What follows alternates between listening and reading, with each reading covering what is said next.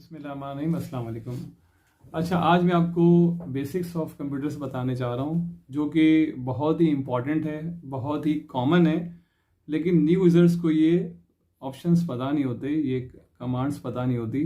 तो जो new user हैं वो इस वीडियो को पूरा देखें ताकि आप लोग को भी बेसिक्स जो है वो कंप्यूटर्स की अंडरस्टैंड हो जाए। जैसे आपने कंप्यूटर ऑन किया, अब आपके पास लैपटॉप है या डेस्कटॉप है, ठीक है। आपके पास सामने एक ऑपरेटिंग सिस्टम आ रहा है।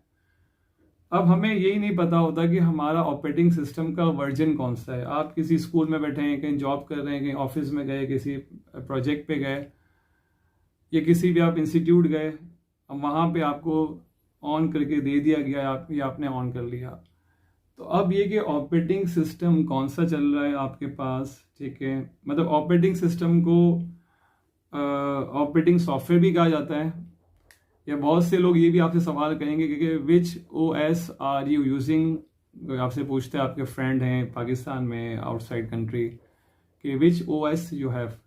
तो ऑपरेटिंग सिस्टम के बारे में आपसे पूछ रहा है, मीन्स के ऑपरेटिंग सॉफ्टवेयर कौन सा है, वर्जन, क्या रैम लगी हुई है आपके पास, क्या मॉडल है, हमें ये पता होना चाहिए। हम कोई भी कंप्यूटर यूज़ कर रहे हैं, अब कंप्यूटर कोई भी हो, लैपटॉप PC हो या डेस्कटॉप PC हो, ठीक है, सेम तरीका है चेक करने का।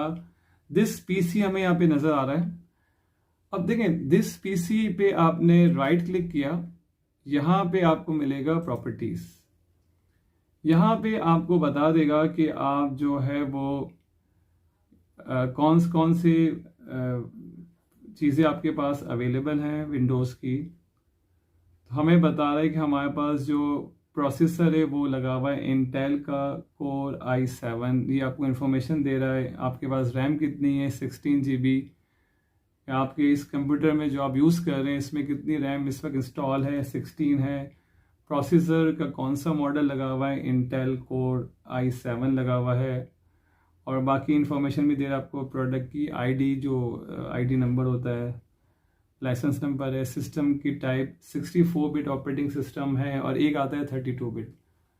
तो आप 32 बिट भी यूज़ कर सकते हैं, 62 बिट भी, 64 बिट भी, या 32। अब देखें 64 बिट कौन से यूजर्स यूज़ करेंगे, यूज़र्स इस्तेमाल कर सकते हैं कि अगर आपको कोई एडवांस सॉफ्टवेयर चलाने हैं, वीडियो एडिटिंग के सॉफ्टवेयर हैं, अकाउंटिंग सॉफ्टवेयर हैं, जो कि 32 बिट को सपोर्ट नहीं करते। जब इंस्टॉलेशन स्टार्ट करते हैं तो वो इसमें आ जाता है कि विंडोज़ 64 बिट होगा तो सॉफ्टवेयर या गेम्स इस तरह की हैं जो 3D गेम्स हैं, वो जो है वो उनकी रिक्वायरमेंट होती है कि विंडोज़ 64 बिट होगा तो इंस्टॉल होगा।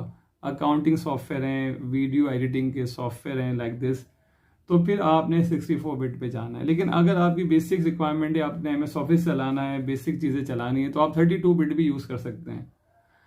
अब सवाल ये आता है जहन में कि भले 64 बिट कर लें, हमारा यूज़ अगर MS ऑफिस है, बेसिक है, तो भी हम 64 बिट रखें, हमें भले एडवांस नहीं यूज़ करना। तो अगर रिक्वायरमेंट नहीं है एडवांस की और आपके पास आपका जो कंप्यूटर है, आपकी जो मशीन है, अगर उसमें रैम अच्छी है, आपका प्रोसेसर अच्छा है, तो 64 बिट रखें। लेकिन आपकी रैम 4 GB है या उससे भी कम है और प्रोसेसर आपका जो है वो i3 या Core 2 Duo है, तो फिर आप 64 बिट कर भी लेंगे तो वो बहुत स्लो कर देगा आपके सिस्टम को। तो आपको अगर रिक्वायरमेंट भी नहीं है और फिर भी आप स्लो कर दें, आपके सिस्टम की परफॉर्मेंस को स्लो कर दे, तो इट्स बेटर एडवाइस कि आप 32 बिट ही इस्तेमाल करें। टच सपोर्ट है इसमें, टच भी हम यूज़ कर सकते हैं, पेन एंड टच, और बाकी भी आपको यहाँ पे वो इंफॉर्मेशन सारी दे रहा होता है। तो आप यहाँ से जो है वो सारी इंफॉर्मेशन देख सकते हैं।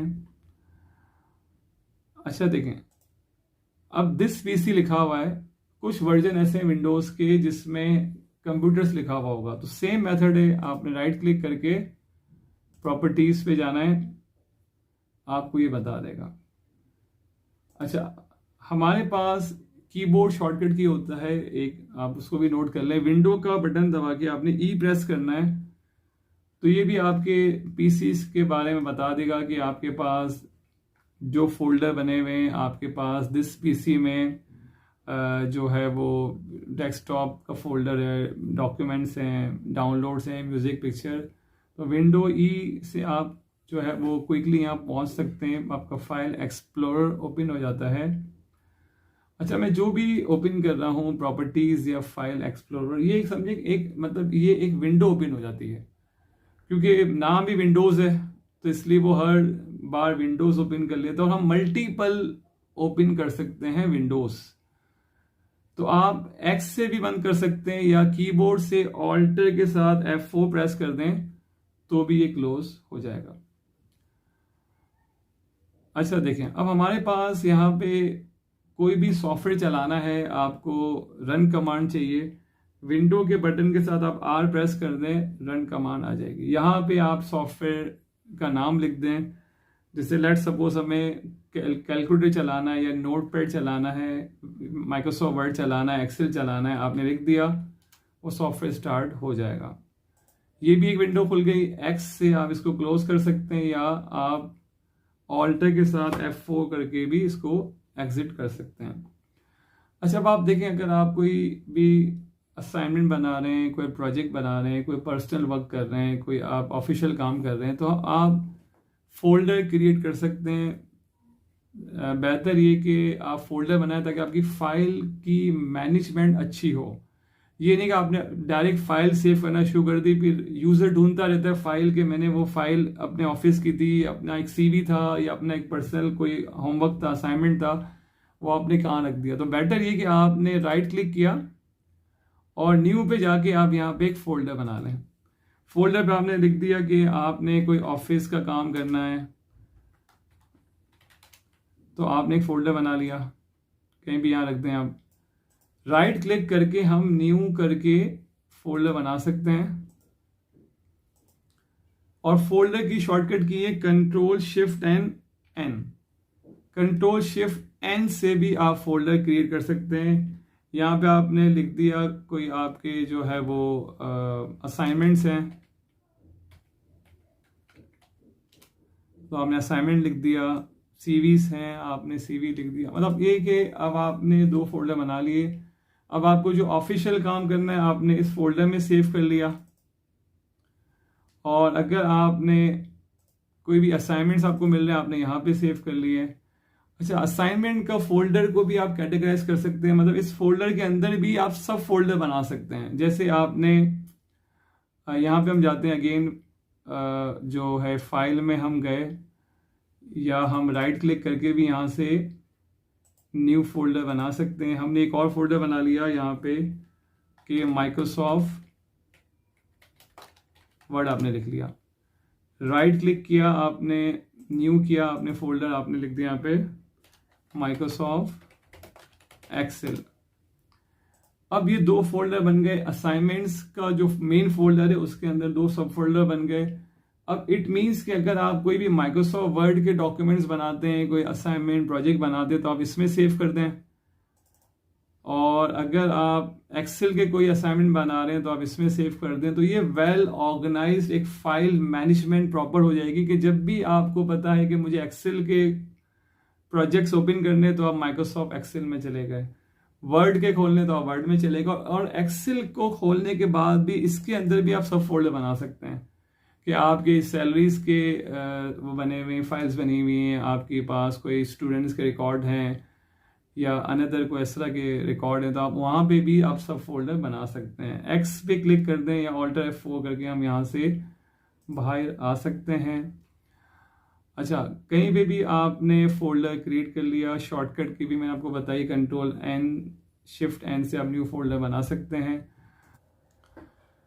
अच्छा, इसमें एक बड़ा इशू आता है कि स्टूडेंट यूज़र्स कि हमने जब अपना कंप्यूटर ऑन किया तो हमारे डेस्कटॉप पे कुछ भी नहीं आ रहा, कोई भी आइकन नहीं आ रहा। तो देखिए, होता ये कि आपने राइट क्लिक करना है, व्यू में जाना है, यहाँ पे लिखा हुआ है शो डेस्कटॉप आइकन्स। तो अगर आपको आइकन शो ना करे तो आप इसके ऊपर क्लिक कर दें, और राइट क्लिक में आपको फिर ये आइकन में मीडियम साइज भी है, राइट क्लिक में आपने क्लिक किया तो लार्ज आइकन्स भी हैं।